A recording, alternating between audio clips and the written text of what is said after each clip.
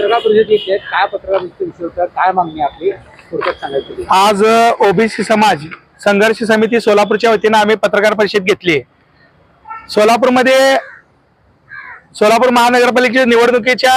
त्या ठिकाणी रणधुमाळी चालू असताना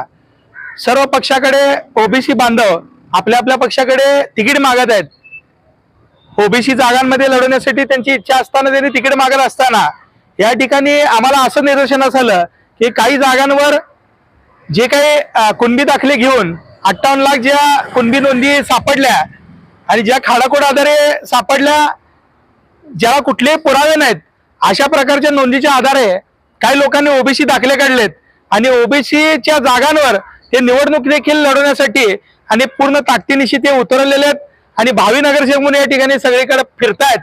त्यामुळे आम्ही या ठिकाणी ओबीसीवर, मूळ ओबीसीवर जे काय मूळ ओबीसींच्या तेली असेल, साळे असेल, घिसाडी समाज असेल, कोष्टी समाज असेल, या ठिकाणी असणारा धनगर समाज असेल, या सर्व समाजावर अन्याय होऊ नये यासाठी आम्ही या ठिकाणची पत्रकार परिषद घेतली आहे आणि जे काही ओबीसींची जागा आहे त्या ठिकाणी ओबीसीच मूळ ओबीसींची उमेदवारी द्यावी अशी विनंती करण्यासाठी आणि प्रत्येक राजकीय पक्षांना या ठिकाणी आम्ही विनंती करण्यासाठी आजची पत्रकार परिषद घेतली आहे।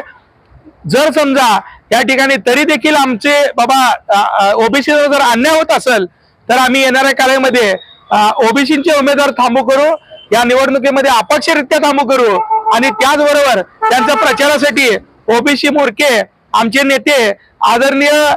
लक्ष्मणजी हाके साहेब यांना देखील आणण्यासाठी आम्ही सर्व ओबीसी बांधव या ठिकाणी प्रयत्न करू। आणि ज्या पद्धतीमध्ये बारामतीमध्ये काळूराम चौधरींच्या मुलीचा जसा विजय झाला त्याच पद्धतीनं आम्ही देखील या ठिकाणी जास्तीत जास्त ओबीसी बांधव या येणाऱ्या महानगरपालिकेमध्ये निवडून आणण्यासाठी प्रयत्न करू, अशी आम्ही या ठिकाणी